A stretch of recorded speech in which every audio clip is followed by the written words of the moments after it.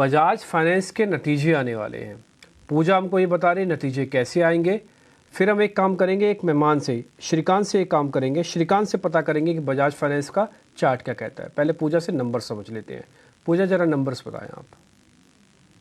जी, कल आएंगे बजाज फाइनेंस के नतीजे और वैसे तो ग्रोथ अच्छी दिखाई दे रही है। अगर ब्याज से आए देखेंगे तो वहां पर 28% की ग्रोथ है, मुनाफा 27% से बढ़ेगा कंपनी का और एसेट क्वालिटी में कुछ समस्या नजर नहीं आ रही है।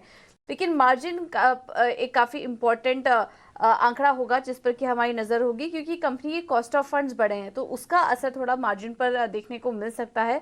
और हम उम्मीद कर रहे हैं कि अगले दो क्वार्टर तक मार्जिन में 10 से 15 बेसिस पॉइंट तक का दबाव देखने को मिल सकता है। अब देखना होगा, अगर इससे ज़्यादा दबाव आया तो फिर स्टॉक पर इसका असर देखने को मिल सकता है। तो ये रहेंगे आंकड़े और मार्जिन काफ़ी इंपॉर्टेंट होंगे इस बार के नंबर्स में देखना। इसके अलावा कमेंट्री की अगर बात की जाए तो AUM और कस्टमर एडिशन को लेकर मैनेजमेंट की गाइडेंस क्या होती है ये भी नजर आएगी, क्योंकि माना जा रहा है कि Q1 में कुछ अपग्रेड देखने को मिल सकता है।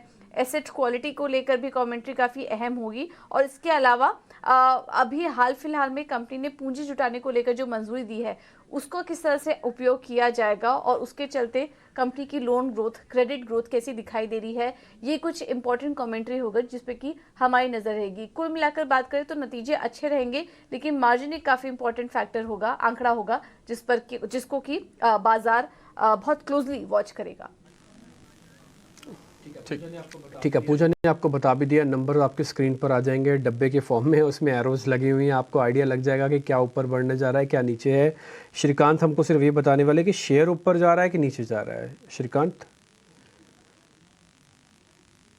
बिल्कुल। तो देखिए, अगर इस पर्टिकुलर बजाज फाइनेंस के टेक्निकल पैटर्न को देखें तो एक बात काफी क्लियर है कि इस महीने ये स्टॉक ने ऑल टाइम हाई में एंटर किया है। और अगर ऑल टाइम हाई में अगर किसी स्टॉक में अगर कोई मोमेंटम, अगर आई मीन टू से, अगर ट्रेडिंग पैटर्न अगर अगर कन्वर्ट होता है तो उसका मतलब ये है कि ये स्टॉक यहाँ से और भी रैली कर सकता है, क्योंकि ऑल टाइम हाई में एंटर करना इट्स नॉट अ जोक। यानी कि इतने महीनों के बाद, इतने हफ्तों के बाद अगर स्टॉक अगर वापस अपने प्रीवियस हाई यानी कि 8000 के लेवल्स को क्रॉस कर रहा है, that means something is really positive for the stock. जो next levels based on extensions बन के आ रहे हैं, बिकॉज न्यू टेरिटरी में है तो एक्सटेंशंस हम फॉलो करते हैं, रिट्रेसमेंट्स फॉलो करते हैं। तो बेस्ड ऑन एक्सटेंशंस हमें लगता है कि ये स्टॉक 8375 से लेकर 8400 के लेवल्स दिखा सकता है। तो करंट लेवल से भी मुझे लगता है कि काफी स्ट्रॉन्ग पैटर्न बना है। बुल्स के ग्रिप में स्टॉक है। स्टॉक यहाँ से 8400 के लेवल्स दिखा सकता है। तो कोई भी करेक्शन अगर आता है तो बिल्कुल लिया जा सकता है, लेकिन करंट लेवल से अगर कोई लॉन्ग पोजीशंस बनानी है तो मुझे लगता है कम से कम 7900 रुपए का स्टॉप लॉस रखे और टारगेट्स रखे 8400 रुपए का।